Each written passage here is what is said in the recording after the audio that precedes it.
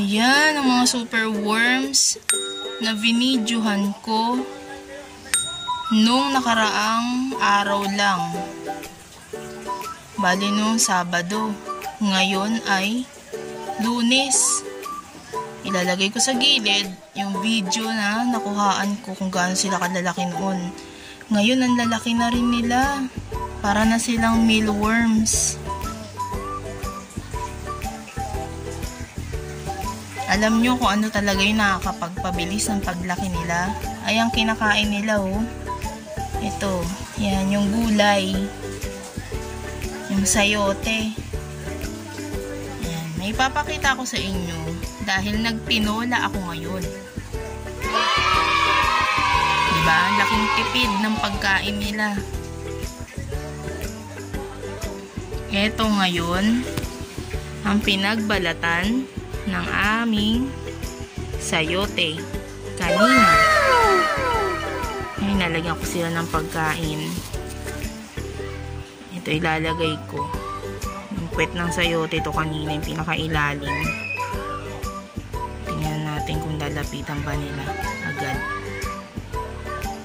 Ayan ako, ang dami nila. Grabe.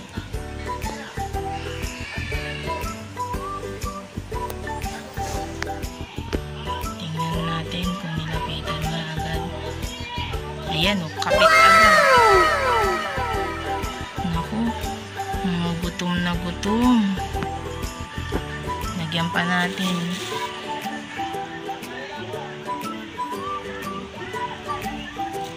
Ito naman ang ilalagay ko.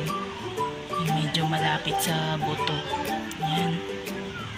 So, itong mga pinagbalatan, pwede ko rin yan ilagay kasi, tingnan nyo. Oh, simot na simot nila.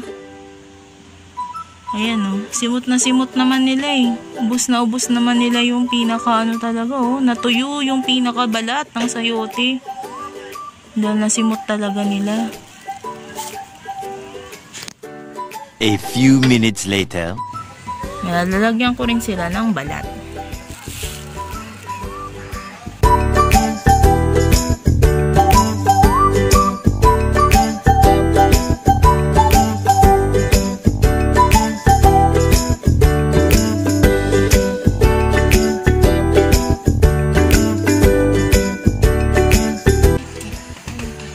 Dati, patatas at carrots ang inilalagay namin. Ngayon, sayote na.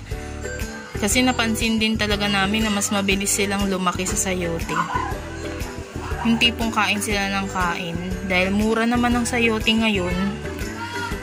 Minsan, pagkatapos namin balatan at yung mga buto mismo na ganito yung tinatanggal sa gilid, ayun na, pinapakain namin sa kanila. Yan ngayon, ito. Kaya walang tapon dito sa gulay ng sayote.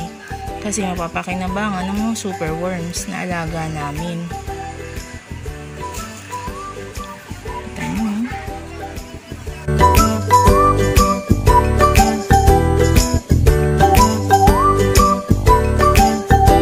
Silipin din natin yung mga maliliit.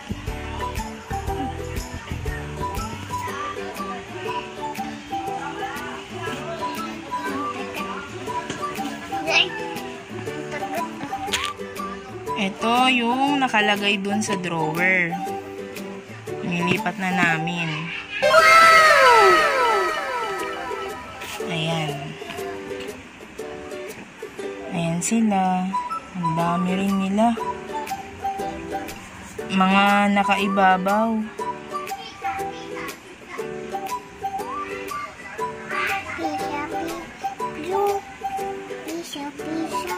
Hanap sila ng pagkain.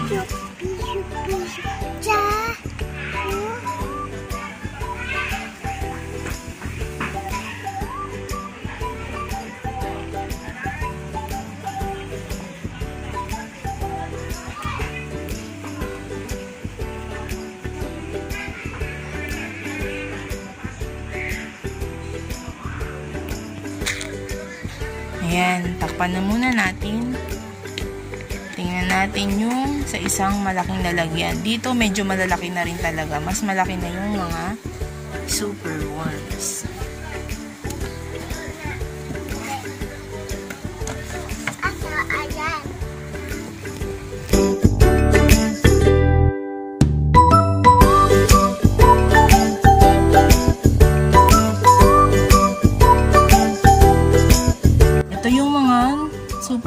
beetles na pag medyo lumaki pa sila yung i-grow namin para maging beetles.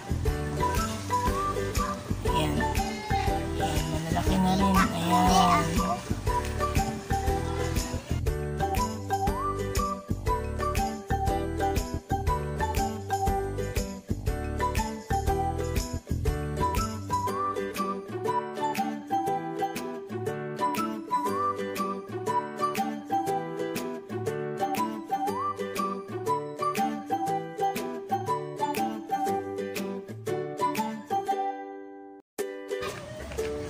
Sa ngayon, yung sayote talaga pinakamaganda naming naipakain sa kanila. Kasi ubos na ubos nila. Tsaka hindi siya yung parang nilalangaw or yung bumabaho. Hindi katulad ng carrots at tsaka ng patatas. Ang baho nun dito sa kanila eh. Ngayon, itong sayote talagang simot na simot nila. Ubus na ubus nila yan. Ayan o, ayan sila. Ayan. Pag lumaki yan, gagawin naman namin silang mga beetles.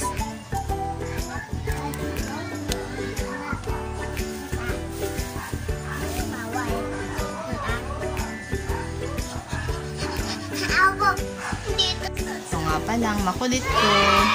Hello, ate. Ayan, sa likod namin yung mga worms namin. Pinagsama-sama. Dito yung malalaki, ito yung mga medyo maliliit, at ito yung sa mga talagang mas maliliit pa. Ayan. Dito yan sa aming kusina. Maraming salamat po sa inyong panonood. Huwag niyong kalimutan, like, subscribe, and comment na rin para sakaling may tanong kayo, masagot ko.